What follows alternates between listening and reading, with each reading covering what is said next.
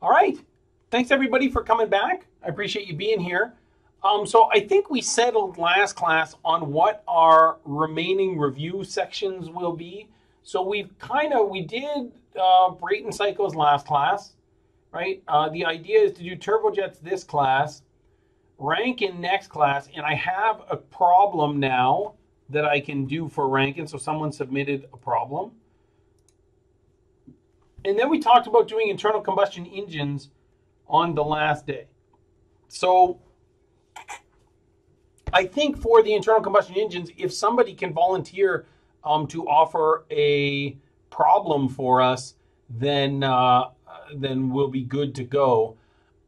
It might be good to have a diesel and an auto problem. I would do the diesel problem first and then maybe talk a little bit about how to do the auto problem, because I generally think that the diesel cycle is more difficult to do than the auto cycle. So if you can do a diesel cycle, I think you can do an auto cycle, and the reverse is not necessarily true. So that would be my advice. I don't know if someone is the difference between auto and diesel. So here, if we draw a PV diagram, we can see it, right? So this is PV. If this is diesel, that's this one here, right? We start here at state 1, we come up to state 2, then state 3, then state 4. So this is 1, 2, 3, 4. So here in a diesel cycle, we add heat. So this is, if we draw what goes on, right? This is heat coming in. No, this is heat going out of our system. I'm sorry. This is heat rejection. This is work going in, work coming out. But then so here we do the heat rejection at constant volume in diesel, but we do the heat addition at constant pressure, right? So then, right, because this is a closed system, right, delta E is equal to Q minus W, but W, remember, is the integral of P dV.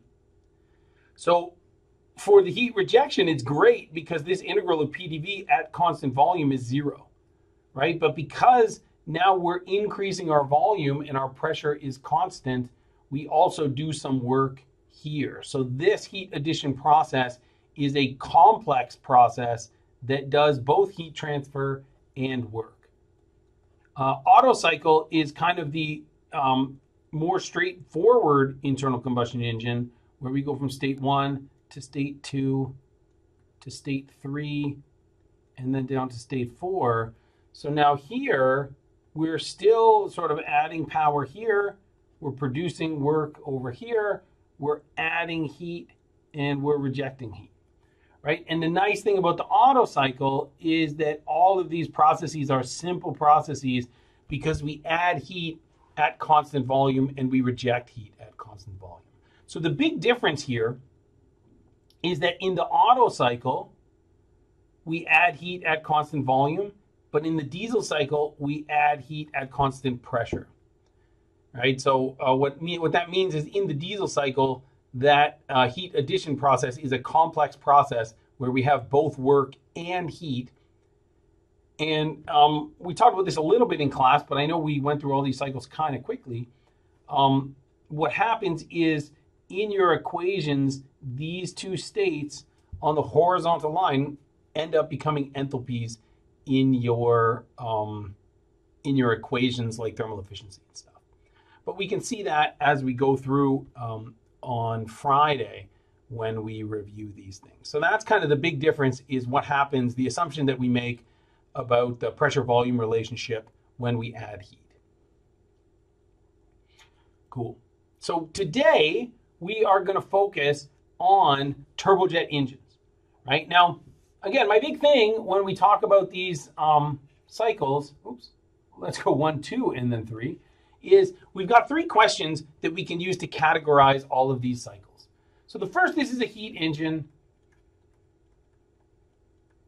but it's kind of like a special heat engine, because if we were going to talk about a thermal efficiency, it wouldn't be mechanical power, it would be thrust power that's the benefit, but still we're burning jet fuel to make heat. But this is not going to be on the exam. So this is kind of a bit of an enrichment exercise to talk about this. It's different than all the other heat heat engines that we talk about. So this is the one cycle where I'm not going to ask you what the main characterization parameter is, and I'm not going to ask you to calculate it, right? But if you wanted to talk about thermal efficiency, this is how we talk about the energy benefit divided by the energy cost. The next question, right, is open or closed. Right, now each one of these, so what happens is the mass, right, each one of these components does a different job. And the mass, it's kind of like, an assembly line, right? The mass goes, component to component to do different things. So it's not closed, it's open, which means, again, that we have dm by dt is equal to the sum of m dot in minus the sum of m dot out. dE by dt is equal to q dot minus w dot plus the sum of m dot times some stuff minus the sum of m dot times some stuff, and ds by dt is equal to q dot over t of the surroundings plus the sum of m dot in s in minus the sum of m dot out s out. And then remember, whenever we do the second law, we're trying to figure out what this entropy generation term is, right? We know that if this is positive, then it's real. Oops, real ends in an L, not a T. If it's 0, that's ideal. And if it's negative, that means it's not possible. Right, so you can't do it. Now, what's a fluid? Right, the fluid, it can either be something that's going back and forth across the vapor dome, like water or a refrigerant, or it can be an ideal gas. Right, and in this case, it's an ideal gas. So, right, probably air. If this is, the answers to these questions, especially since we're a little bit disregarding the first one, it's basically the same as a Brayton cycle, right? The problem that we did last class. And that's important to remember because here, these turbojet engines, I'm just going to draw a basic one here, right? So we have this state A coming in to the diffuser, and then we go through a compressor, and then we go into our combustor, and then we have a turbine. Let's see how well I drew this. We'll pretend that these are connected by a shaft and that these lines are all straight, right? And then here we go out a jet. Now, they can be more complicated. You can have like an afterburner or a nozzle over here, right? You can have an afterburner or something, right, that would be slotted in here, right? So this is state 1, state 2, state 3, state 4, and then state 5. It's not surprising that the answers to our questions are basically the same as a Brayton cycle because in here, this is a Brayton cycle in the middle. But, and this is one of the things that people will consistently make mistakes on the exam, right? So don't do this on the exam. If you remember this part, if you see a turbojet problem, then you'll know that you won't make this common mistake. It's that the turbine power is equal to the compressor power when you look at the magnitudes, right? Or you could say that W dot net is equal to 0, right? Because if you add these two things up, they have the same value, but the signs are opposite, so you get 0, right? Or you can say that the back work ratio is equal to 1, because these things are the same in magnitude. When you divide them by each other, you get 1, right? And we're going to use that. So this is one thing, if you think about, if you have a sheet of paper and you say, oh, if I get this particular cycle, these are the things I have to remember, right? So we are going to use the fact that the back work ratio is equal to 1, almost certainly to fix this state, state 4. Someone asked, I think maybe Dan, this makes it different that the pressure drop across the turbine is not the same as the pressure increase across the compressor, right? And that's different than the Brayton cycles that we talked about. The other thing, right, that people consistently or at least often get wrong here is that the kinetic energy at A is not equal to 0, and the kinetic energy at 5 is not equal to 0. This is tough because it means that units are going to be a big deal, right? In metric and in imperial, right? So this kinetic energy term, right, which is going to be, you know, when we have, say, m dot in times some stuff, and if it's metric, it's going to be v in squared over 2, right? And if it's imperial, right, so this is in metric over here, right? But if it's in imperial over here, we'd have maybe m dot in plus v in squared over 2 gc, right? So now, this will get us the right quantity, but probably not the right units. Velocities are probably going to be in meters per second, or maybe you could convert them to meters per second. And if velocities are in meters per second, you'll have to divide this by 2,000, because h over here is going to be in kilojoules per kilogram. And this, if you work it out, is only going to be in joules per kilogram. We'll see that as we go through the problem. So you're probably going to have to divide this term by 1,000, and this is going to be in, you know, h is in BTU per pound mass over here on the imperial side. And now after we divide by GC, which gets us energy per unit mass, which is good, but this is probably going to be in foot-pounds per pound mass. So here you're probably going to have to divide or multiply by 1 BTU over 778 foot-pounds. Now, it's good to kind of have an idea of what to do here, but these actual conversion numbers, I could throw you off by giving you a velocity in, you know, kilometers per hour, right, or miles per hour. And then it's not these exact numbers, right? So then you'd have to convert maybe to feet per second or something, right? So just keep an eye on those units, right? So the things that I think are the most tricky about this, right, are the kinetic energy terms, the units of the kinetic energy terms, and the fact that the backwork ratio is 1. So this is cool. Sebastian sent me 4 different problems, right? So here there's this one, right? So first I'm going to show you a little bit, because sometimes my advice when we're going over you know, how to study for exams is to look at a whole bunch of different problems, because they're all slightly different in terms of, you know, how much how much information that they give you, or what information they give you, right? Or maybe sometimes there's an afterburner like in this one, and sometimes there's not.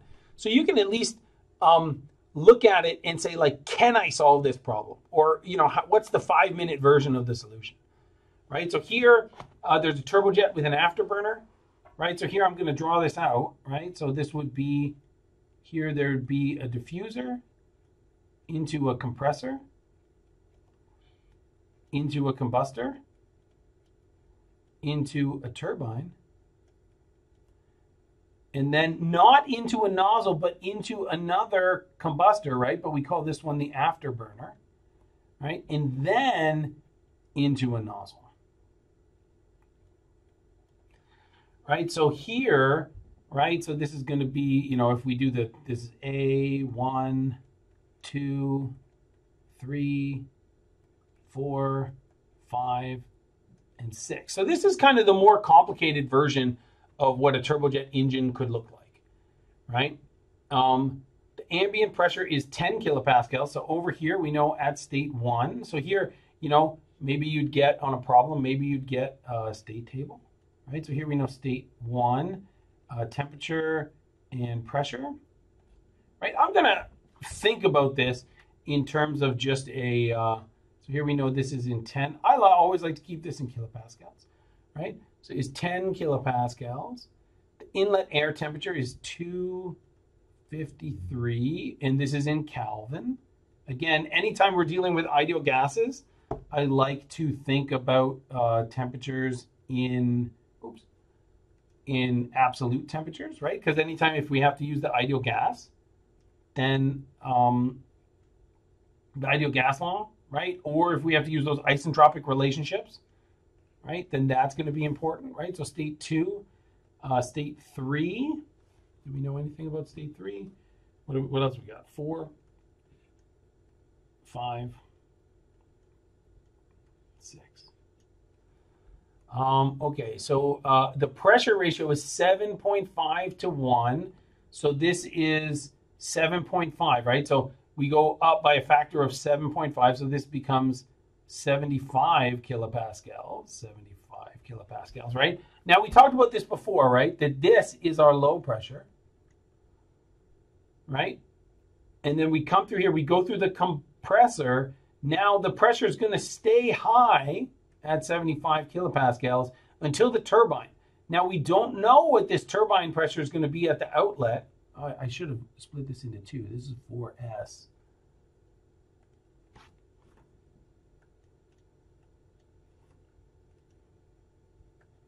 Four, 5, 6.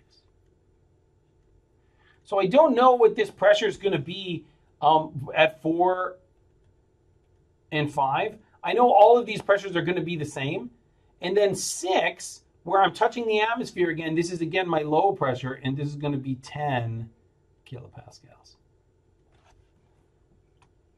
So there's some unknown, like this part here on the black line, the pressure is unknown, right? So we're going to have to use that back work ratio is equal to 1 to try to figure that out.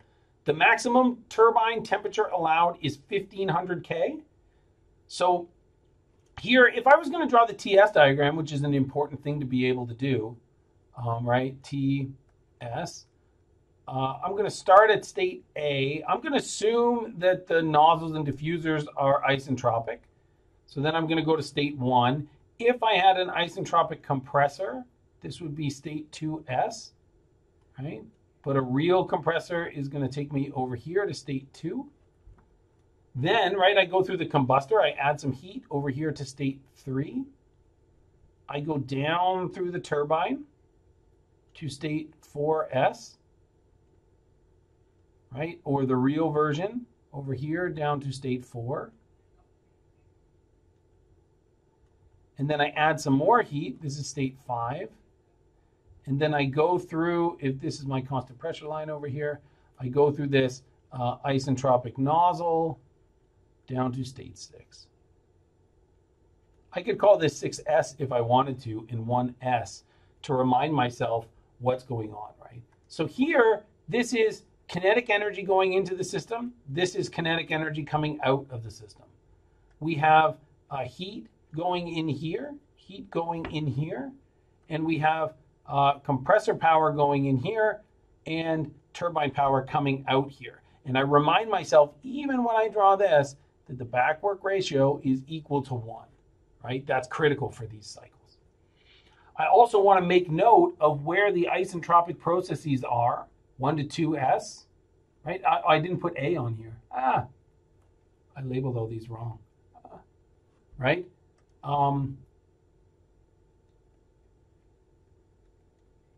So these numbers actually are all incorrect, right? Because we actually don't know the pressure yet going into the compressor, right? We know the pressure outside. It's always hard for me to say compressor and pressure in the same. So I forgot state A over here, T and P. So state A is the inlet, 253 with 10 kilopascals, right?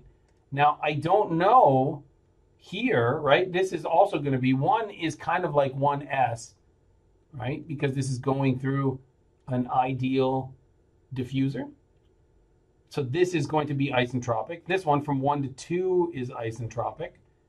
From 3 to 4S is isentropic. And then from 5 to 6S is also isentropic. So these are the places where I can use those isentropic relationships. Now here, this pressure, I don't know yet. I'm going to call this P1. I don't know this, but this is going to be 7.5 times P1, 7.5 times P1. Still at state 3 is 7.5 times P1. Now 4S, this is another one where I just don't know. And I don't know 4, I don't know 5. And this is going to be the same as P1. So sorry for the confusion there. That's important to recognize. In my head, I guess I was still doing a Brayton cycle where the inlet is state 1, but here the inlet is state A, right? And I would give you a state table for something like this too, so you probably wouldn't have made that same mistake that I just did. The maximum turbine temperature allowed is 1500 K, right? So this is the temperature going into the turbine. This is the highest temperature in the whole problem, 1500 K. And probably I'm going to bring this temperature at state 5 also all the way up to 1500 K. Right? So here at state 3, I'm going to say this is 1500. And at state 5, I'm also going to say that this is 1500. Now, so what they want is the velocity at state 6. Oh, the velocity without the afterburner. So what would the velocity be if we came down to some, I'm going to make this up. I'm going to call this now state, I don't know, 7, right? Maybe I'll call it 7S because that's also an isentropic process. So what would that velocity be? What is the rate of heat addition required, right? So that's going to be adding up those two things. Fuel is consumed twice as quickly when the afterburner is used. What is the new exit velocity? Oh, so this is tricky. So here, I can't make this assumption here because it's telling me that basically we're adding twice as much heat. So we are going to see what happens there. So here, I'm going to erase this. So this problem is kind of like two different problems because one of them just ends if we, it's a bit of a choose your own adventure here. If we went to a nozzle over here, right? So I think we'll do this problem first numerically because it'll show us what's going on. And then if we have time, we'll look at the other ones and I'll kind of sketch out how they're different. Does that sound good to everybody?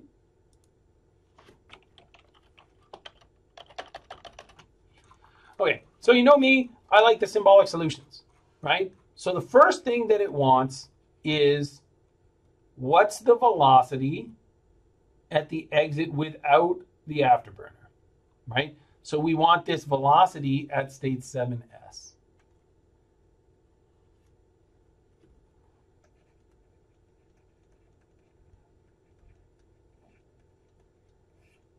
Right? So in order to do this, it means that I need to do a first law analysis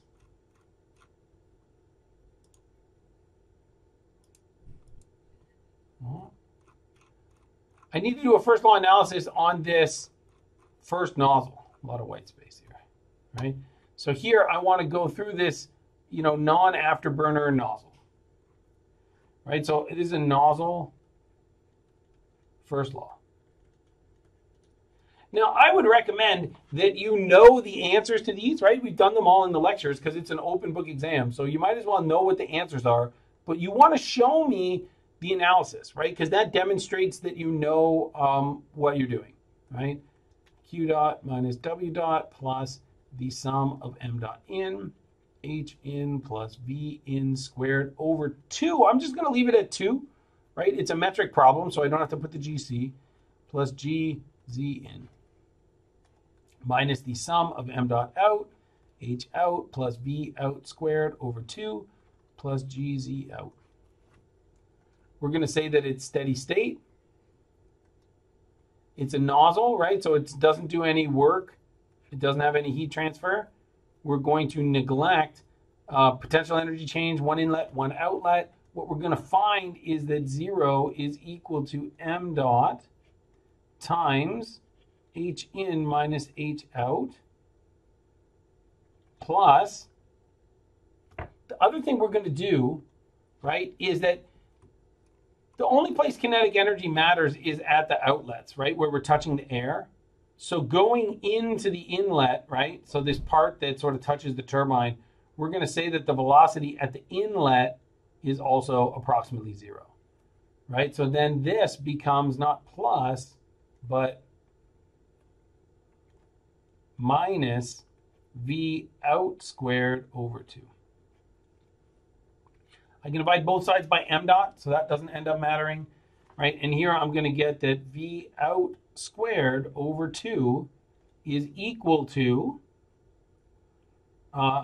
H in minus H out. And if I wanted to do this as a constant specific heat or cold air standard problem, this would become CP times T in minus T out. So what this component is doing is it's taking enthalpy, it's reducing the enthalpy of the fluid going into the nozzle, and it's turning that into kinetic energy. Right now, the bad news is we don't know anything about this problem. Maybe I know CP, usually about 1 for air. I don't know anything, but I can check the units anyway. I would like to get velocity in meters per second, right? So then what's going to happen here is this is meters squared per second squared, right? Which is meters times meters per second squared, right? This is an acceleration.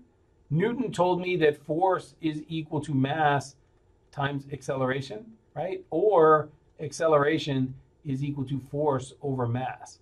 So this is meters per second squared, but it's also force, which is newtons, per mass, which is kilogram, right? A Newton meter is a joule, so this is joules per kilogram, but H is going to be in kilojoules per kilogram, so I have to multiply this by 1 kilojoule divided by 1,000 joules, and then my joules cancel. So this is really 2,000. So here's my symbolic solution for the first part. I'm not done, right? I'm going to have to fix all the states in order to get an answer, right? But at least I got an equation. Part B, what is the heat rate added, right? So this is the heat rate added without the afterburner. At least that's how I'm interpreting this problem, right? Because then it says we can, right? So here, if we go from state 2 to state 3, then what's going on, right? So here, right, for part B, I do the first law on the combustor, right, dE by dt is equal to Q dot minus W dot plus the sum of M dot in, H in plus V in squared over 2 plus GZ in minus the sum of M dot out, H out plus V out squared over 2 plus GZ out. We're going to say that it's steady state, passive, 1 inlet, 1 outlet, no kinetic energy change, no potential energy change. We're going to get the expression that we're probably thinking, right? M dot times H out minus H in. And I believe that this is at state 2 to state 3, I think, right? 2 to 3, right? So this is going to be M dot times H3 minus H2. If this was a cold air standard problem, right, this would be M dot Cp T3 minus T2. So again, I got an equation here, right? Then it says, for part C, if fuel is consumed twice as quickly, what's the new exit velocity if we go through basically this afterburner, right? So now we're going to try to find 6s. It's going to be this same equation. So I'm going to try to write it under here. For part C, we're going to have this same equation because we're also just doing a nozzle. We're just going to have a different inlet temperature to the nozzle. So we're going to have a different outlet temperature as well. So this is going to be V. This was, what did we call this? 7S, right? And this was, inlet was 4, I think, and this is 7S, right? But now this is going to be, I think it's from state 5 to state 6. So 6S squared over 2,000 is equal to H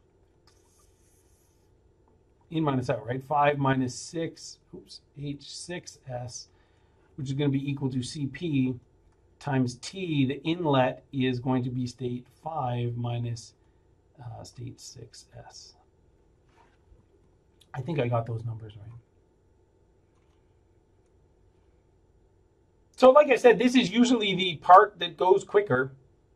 Now we've got the, oh yeah, I got to fix all the states part, right? And there's going to be a fair number of states to fix here, right? I'm going to take a copy of my state table over here, and we'll start moving through it.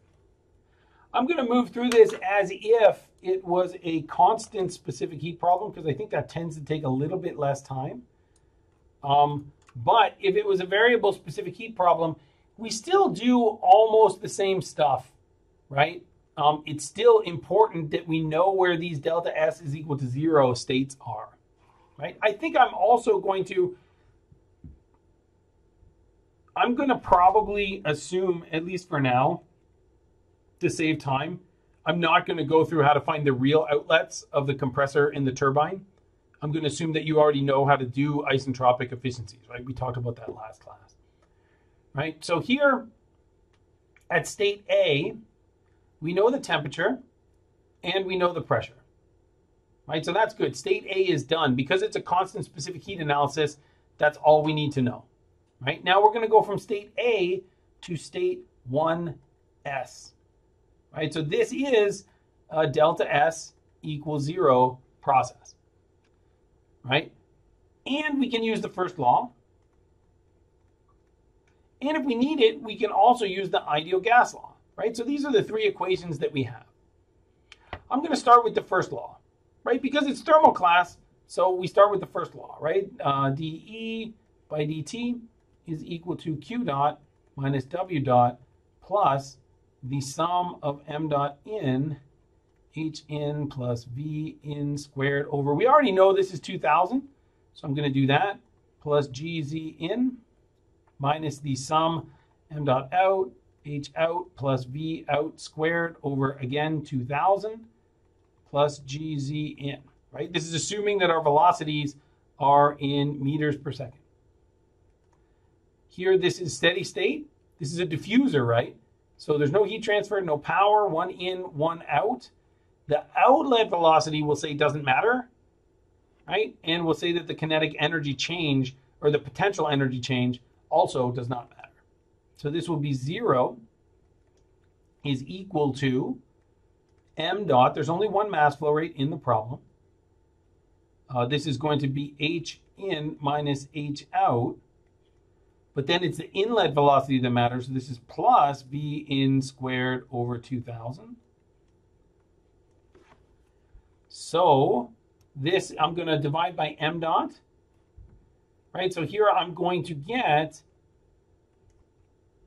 V in squared over 2000. I can call this VA squared is equal to H out minus H in, which is equal to CP times T out is T1 minus T in is TA. I assume we must have been given the velocity of the jet.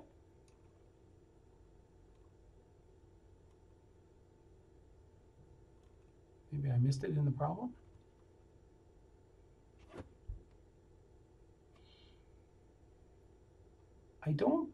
Does anybody see it? Airflow rate. So we have the mass flow rate here. I don't have the inlet velocity. So let's see if we can do the problem without knowing that. So that's a bit of a wrinkle. Right? So over here, we, what do we know? Right? So we know the inlet temperature, TA. I'm going to say we can look up CP. We apparently don't know this velocity, and we don't know the temperature. So that's not great, right? But we can also use delta S equals 0 equation. So here we can say that T1 over TA is equal to P1 over PA to the K minus 1 over K. But here, right, we don't know this pressure ratio and we don't know the temperature ratio yet, right? So we added an equation, but we added an unknown as well. So even though we know TA and we know PA, we don't know T1 or P1. So we need another piece of information, right? So we have right, 2 equations and 3 unknowns. So we need another equation. So now I'm going to say that I can also use the ideal gas law, right? I'm going to go between states because I think that that makes my life a little bit easier. So here I know that PV over T, right?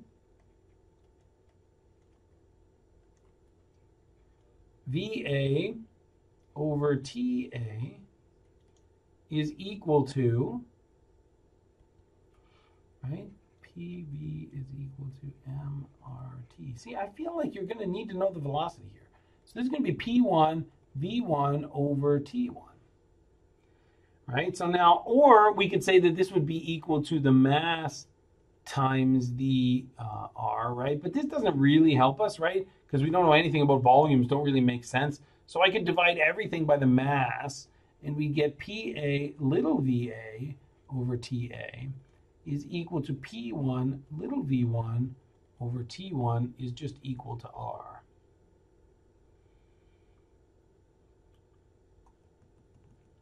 The other thing that I could do, right, I could use the ideal gas law this way, but this doesn't seem to really help me because I don't know little VA and I don't in either state, right? So I could also potentially use P V is equal to mRT, right? Or PV is equal to RT. But this is not super helpful to me because I don't know V. So I feel like in this problem, I would want to have this inlet velocity, right? So let's assume that we knew that, right? So if I knew this, right, then I could find this temperature and I could put this temperature in here and then I could find the pressure. That's typically how we do these problems. I'm not sure how you can do this without the inlet velocity. So, right? So let's, oh, you probably don't need it, right? Because we wouldn't have to go through and fix all the states. This is actually would have cost me a lot of time on the exam, right? Because I don't need to go all the way through because they're just asking me what's going on over here, right? So I could have started just right at state 3 and gone down. So I'm going to go through and show you how to fix all the states. But to fix all the states, we typically would want VA in, right? But if you get lost, like I just did, what you do is you look for another place where you know a temperature, right? So here at state 3, because we know that the temperature is of state 3 is known, I would have just started here, gone through an ideal turbine, and then an ideal nozzle. So we'll see that as we go down. But I'll go through and show you how to solve state 1 and state 2 as well. Right? So let's assume that we knew the inlet velocity, right? And now we know T1 and P1, right? So here in our, we know T1 and now we know P1. And because we know P1, we also know P2 and P3, right? So now as I go from state 1 to state 2S, this is also delta S is equal to 0. So this is an isentropic compressor.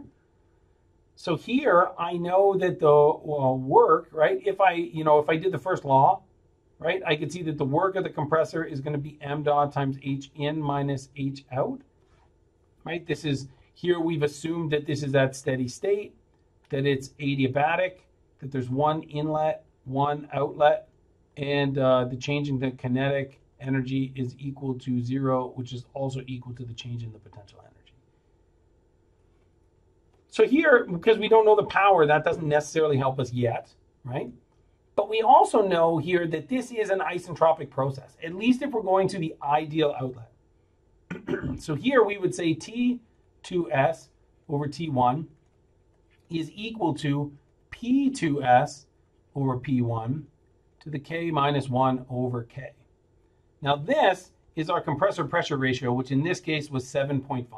So I know this. The only thing here that I don't know is T2S. So this comes out of this equation, right? So now we know T2S. P2S is just 10 times that. And because of that, I can go into here, and maybe I don't need this yet, but one of the things that you could be asked, this is kind of a subtle way of me reminding you that the backwork ratio is 1. I can ask you what the compressor power is. So this would be T1 minus T2S, right? And we would expect this to be negative. So now as I go from state 2 to state 3, I don't necessarily need to know the process, right? Because I already know P3 is equal to P2, which is equal to P2S, which is equal to P1 times 7.5, right? And P1 I found by going through the diffuser. And I'm given that T3 is equal to 1500 Kelvin. So state 3 is already done, right? We already know this, right? So then we go from state 3 to state 4S, right? And here, you'd have to assume, so here we're going to assume that everything is ideal.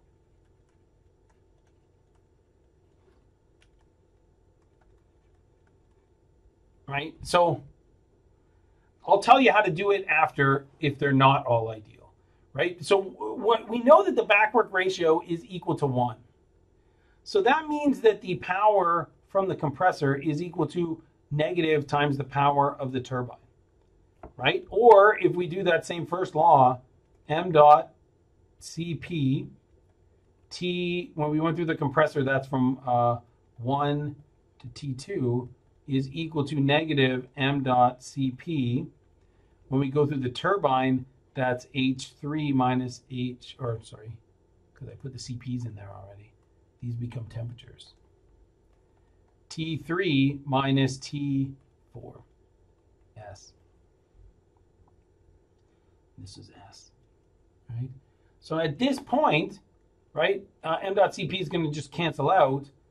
I know T1, I found T2S, T3 was given, so this is how I find T4S, right? Now, if this was a real, what I would have to do is I'd have to find then, I'd have to find the real compressor power, right? So the isentropic efficiency of the compressor is equal to the ideal compressor over the real compressor. So I've got to make the real power of the compressor equal to the real power of the turbine. So if you're doing this and things are real, it's the back work ratio of the real components is equal to 1. Now this becomes a little bit tricky when we do the next part, right? So here, after I find T4S, remember, like we talked about last class, P4 is not equal to P2, right? It's not the same pressure drop across the turbine than the pressure increase we got across the compressor. So in order to find P4, we need to find, we know that P4 is equal to P4S. So now we're going to use this isentropic process to say T4S over T3 is equal to P4S over P3 to the K minus 1 over K. Or if we want to move the exponent to the other side, we invert it, right? So we'd say the T4S over T3 to the power of K over K minus 1 is equal to P4S over P3. The trick about this equation, we're trying to find P4S. I have to use T4S here. Have to be the ideal. So if we have a real system, this backwork ratio will give you the real temperature. So this would give me T4, and then I would have to use the isentropic efficiency of the turbine to find T4S. And then I would put T4S into here, right? So it's the real compressor power that has the same magnitude as the real turbine power, right? So it gets a little bit more convoluted, the path, if we go through this system, right? So then that's 4S, so that's the turbine outlet. And now with the turbine outlet, then we can go through the nozzle. So then here, this is, remember we're going through the nozzle. I think I called it 7S. If I go up here, right? So I went from 4s to 7s in this first case. So here, right, so now if I'm going to 7s, of course now I dropped all the way down. Again, the thing about the nozzle is we're probably going to assume that the nozzle is isentropic. So again, we're going to say that T7s over T, what is this, 4s, or 4 if we were doing a real process, is equal to P7s over P4s to the K minus 1 over K. Here, because this touches the atmosphere, the nozzle exit, this is the same as P1, or PA, I'm sorry, the inlet pressure. So we know this. We found P4s above, and we know T4s. So this gives us T7s. Now, once we find T7s, now finally we can go back up into our, so now we fixed all the states without the afterburner. So now I can go back to my symbolic solutions, right? And I can do this one, right? So now I know this was T4 and T7s, right? So now I know these guys. So I can find the answer to part A. I can find the answer to part B, right? Now from part B, I know that Q dot afterburner is equal to Q dot combustor, right? Because it says we go through twice as much fuel. So that must mean that we're putting in as much heat in the second time, right? So now, if I'm going to try to go through and fix the afterburner state, right? So that was state. So now I want to go from state 4s to 5, right? This is the combustor. Here I know that, or actually it's the afterburner. I know that Q dot afterburner is equal to Q dot, well, first, I guess from the first law, which we already did, this is going to be equal to m dot times H5 minus H4, or because it's cold air standard, m dot Cp T5 minus T4. But I know that that's going to be equal to Q dot combustor, which is equal to m dot Cp, that's from 2 to 3, right? T3 minus T2. So this one's a little tricky, right? But I know my mass flow rate was given. Cp is about 1. I know T4, I know T3, and I know T2. So from this equation, I get T5. And I know that P5 is equal to, okay, take it easy, Dan. I'll post the video. You can see the end. P5 is equal to P4, so we know P5 as well. So that's the exit of the afterburner. And now after the afterburner, then we go through the nozzle again. So if I was going from 5 to 6s, right, this is an isentropic nozzle. That means that we can use our isentropic relationship, that T6s over T5 is equal to P6s over P5 to the K minus 1 over K. Right here, we know T5 now, we know P5, this P6. Now, because now this is the, this is the part that touches the atmosphere now. So this is equal to PA, so we know all this. So we get T6. So now we can take T6 and put that into our expression, which we developed on this page here, right? So now when we go over here, the only thing we don't know is V6, right? Because now we know T5 and T6 and CP. So now we can get an expression for the velocity. So that's a lot, right? You'd never be asked to do all of this on an exam that we give you because you only have half an hour. So I would give you more of these states. I would not have made you fix all of these states, but that's the process. I could ask you to fix any of these states. So I could leave a hole anywhere inside the state table, right? The trick to these things, just like Brayton cycles, is we got to think about it. We're going up and then we're coming down, right?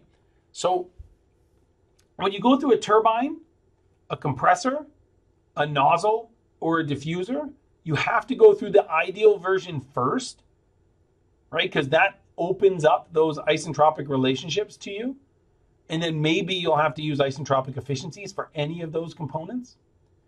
When you go through heat exchange, then you're going to assume that the pressure is constant unless you're explicitly told otherwise, right? And typically what happens is you're going to know this temperature, right? Or we saw in this question, it was interesting because here we made it so the question sort of tricked us a little bit, kind of gave us a different set of inputs because it told us the heat transfer rate.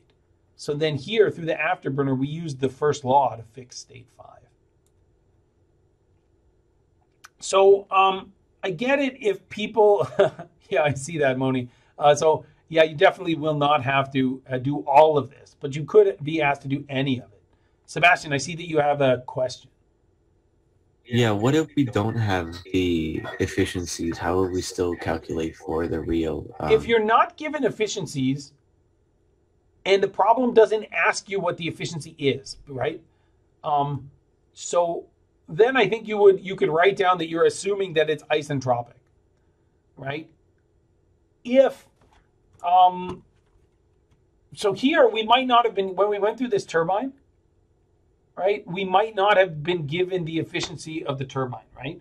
So if we were trying to find the turbine efficiency, we know that this is going to be the power of the real turbine divided by the power of the ideal turbine, right? That's going to be m dot times h3 minus h4 divided by m dot times h3 minus h4s. Or if we're in constant specific heat mode, right, then this would be m dot Cp T3 minus T4 over m dot Cp T3 minus T4s. So there's a couple ways that we can ask this question, right? So the way that we're going to get T4 in a turbojet almost certainly because the back work ratio is equal to 1, right? So here we know that W dot T real is going to be equal to negative W dot C real. So then there's two things that we can do.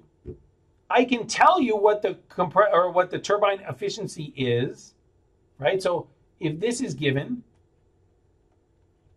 right, then you're going to solve for the isentropic outlet.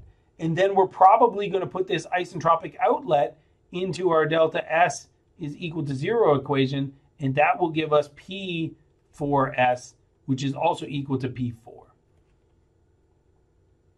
The other way this could happen is that you could be given this, or potentially, right, you could be given this and then find the isentropic efficiency of the turbine, or I could give you P4 or P4S, and then you'd put that into our delta S is equal to 0 equation, and that would give you T4S, which you would then put into here, right? And then that would give you the isentropic efficiency. So there's kind of two ways to do that, right? But it's still, you could think of it as the same way because it's the same equation, but it's just different unknown parts of the equation that you'd have to put in. Does that make sense? Yeah, thank you. I got it. You're welcome. So we can, I mean, it's okay if you want to take off, but I will just sort of very briefly try to go through these other problems. You're welcome.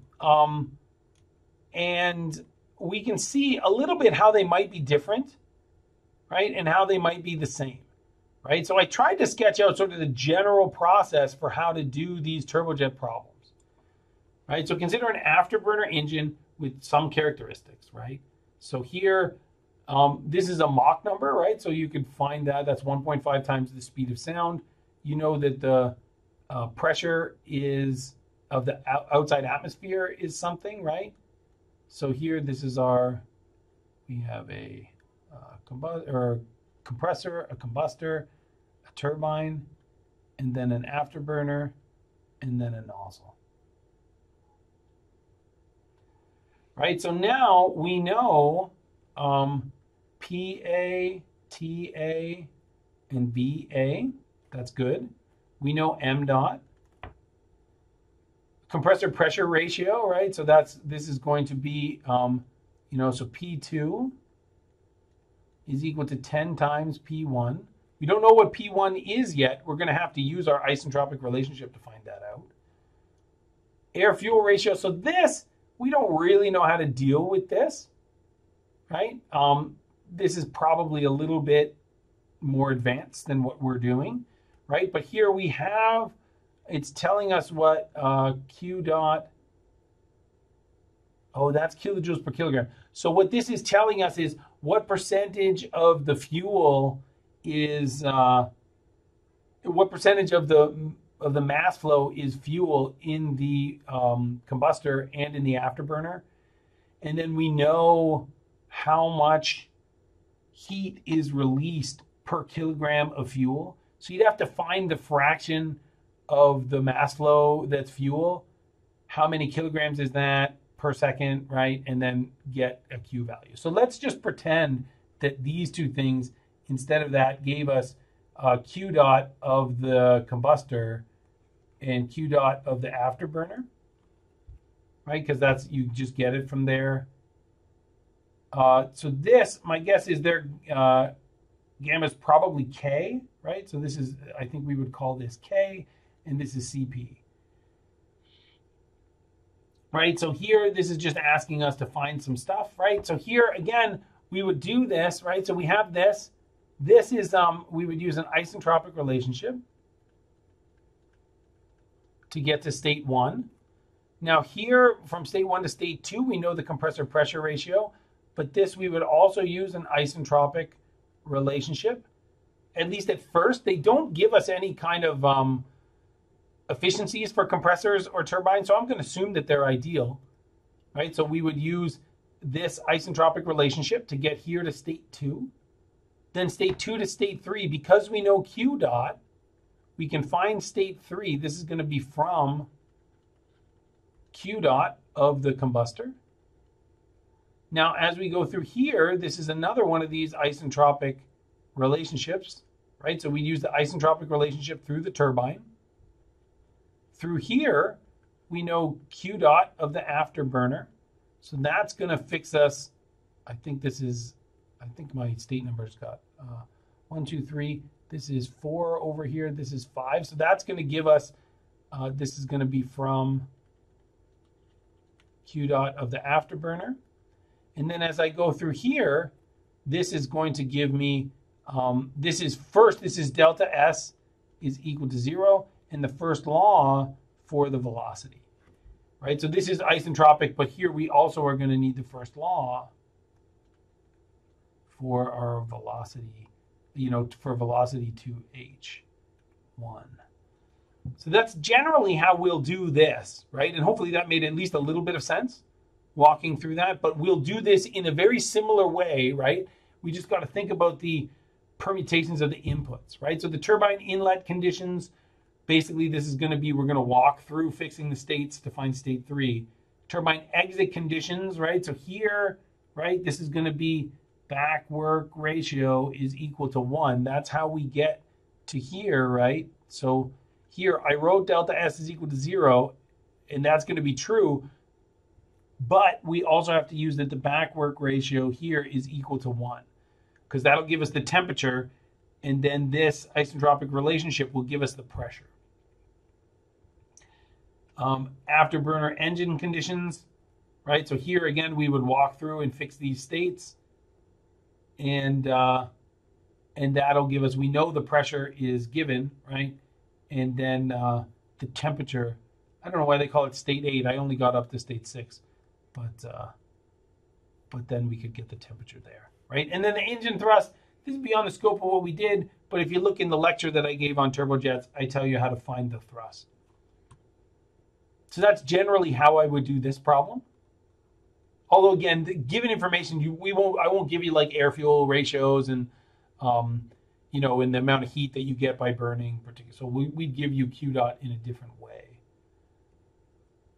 Turbojet with an afterburner again. So we have turbojet afterburner operating at full thrust at 30,000 feet. So Mach number. So this tells you the velocity at the inlet.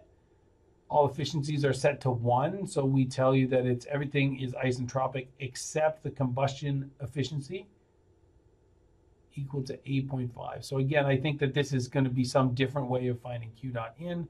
They tell us our mass flow rate, right? This is an imperial problem, right? So here our velocity terms are going to be v squared over 2gc. I think this is essentially going to be similar, right, to our last one. If I ask you to draw these, I'll probably focus on a TS diagram versus a PV diagram. I think for these open systems, this is more important because we see that this is a vertical process. So this is isentropic, or at least could be. This one is isentropic, and this one is isentropic. Air enters the turbojet engine. So again, it's imperial, right? So I got to be thinking units. V squared over 2gc, and again I'm probably going to have to divide by 1 or multiply by 1 BTU per 778. What are these? Foot-pounds force. Oh, but it won't be that, right? So here, because this is miles per hour, so this conversion is not going to be right because this is not feet per second. Oh, it does get. So I'm going to scrap this one, put this one in, and then I can keep this conversion. Pressure ratio across the compressor is given, so this is kind of like the one that temperature at the inlet of the turbine. They will often give you this. Sometimes they give you this, but it says maximum temperature. Pressure at the nozzle exit, right? Pressure at the nozzle exit is same as the pressure at the diffuser inlet. Work developed by the turbine equal. So this is nice that it told you that the back work ratio is 1. I will probably not be that nice to you. I want you to demonstrate that you understand that on the exam. So these are isentropic, all these things. No pressure drop through the combustor, right? So that means that the pressure is constant there. Determine the velocity at the exit. So this is basically the symbolic solution you get is the same one that we got before. This is going to be, I think off the top of my head, this is going to be V out squared over 2gc times 1 over 778 is going to be equal to h at the inlet of the nozzle minus h at the outlet, or Cp t at the inlet minus t at the outlet. Go through the first law to make sure that's okay, but off the top of my head, I think that's right. This conversion factor only works, again, if you're using that. Right, and then we walk through the states just like we walked through them in the example that we did, because I think here this is all the same given information, or at least very similar given information as we had. This one does not have an afterburner, I don't think. So I think that this would be more like the first part of that other problem that we did, where we were going to that 7S state, as opposed to when we were going through the afterburner. So I think that this is what I would try to do, to try to see a lot of different questions, because if you look through the textbook, there's different pieces of input information you can have. So you don't have to do the whole problem to sort of convince yourself that you can do the whole problem. Typically, I would try to do the symbolic solutions, because that probably takes me 5 minutes or 10 minutes or something. And then I would just try to think about sketching it out, even like I did here, although I'm narrating it, so it takes a long time. to try to say, like, how would I go about fixing all these states, right? Oh, I know this one's an isentropic process, so I can use the isentropic relationship. Here, I've got to use the fact that I know Q dot, that'll give me the temperature, right? I do agree with you that fixing the states is the part that takes the longest time. So it's good that you know how to do that, and I would certainly practice it once or twice before the exam, maybe more than that. But if you feel comfortable, then I would just try to look at the different problems and look at the different permutations of the inputs and outputs they can be asking for from the problem. So I think that's all that I wanted to say today. Does anybody else have other questions? I had a quick question about the exam. So it's you're saying that the exam is like, okay, sorry. Is the exam cumulative? So like you'll probably be asking questions from like the first exam as well? I think it's impossible for it not to be cumulative. So this is probably going to be a little longer answer than maybe what you're looking for. Because the first third of the class is kind of how do we do closed system processes? The second part of the class is how do we do open system processes? And now in the final, it's all going to be about how do we chain together open system processes or closed system processes to make a cycle? So I'm not going to ask you a long answer problem like you might have seen on the first exam, right? Because the first exam stuff is kind of like diesel and auto cycle problems. So I'd ask you an auto or a diesel cycle problem. And if you can do an auto or a diesel cycle problem, I think that means if you went back in time with the knowledge you have now to write the first exam, you would be able to do it probably pretty well, right? And in the second exam where we were doing open system processes, if you can do particularly the long answer problem, right? There was one that was a diffuser. So now a diffuser is part of a turbojet problem, right? So if you can do a turbojet problem, then you can certainly do a diffuser, right? So I think that everything is cumulative just by necessity, right? But I will not be asking you the same problems. The multiple choice questions, like I said before, most of them are grouped together because there's only 3 long answer problems, and we did 5 or 6 cycles or something. So most of the multiple choice questions will be parts of a cycle problem where maybe you'll be given something like a state table or a partially completed state table and maybe some pictures, and you'll be asked maybe 2 to 4 problems about that set of information. Now, none of those things will rely on each other. So if that was, say, questions 1 to 4, and you get question 1 and 2 wrong, you don't have to use your answers from 1 and 2, 4, 3, and 4. So, they're not like dominoes. So it's not like if you get one wrong, you'll get them all wrong. There could be some standalone questions, but they would probably be more on things that we've learned since last exam, right? So, remember we talked about sort of Carnot engines and, we did some second law stuff so that you could be asked kind of standalone questions like that aren't cycle analysis. But ultimately, I think that everything we've learned since we started is driving towards what the exam is, right? So it's like your toolbox is full, and now you've looked at different applications of using those tools, and now we get to test you on the whole thing. And that's part of the reason why I sort of instituted this change in the grading scheme that allowed the final to overwrite one of the midterms. Because again, if you can do a whole bunch of open systems in a cycle, well, then I think that you've demonstrated that you understand how to do open systems. So you probably weren't looking for the 5-minute answer, but that's no, that was fine. Yeah, I understand. Any other questions?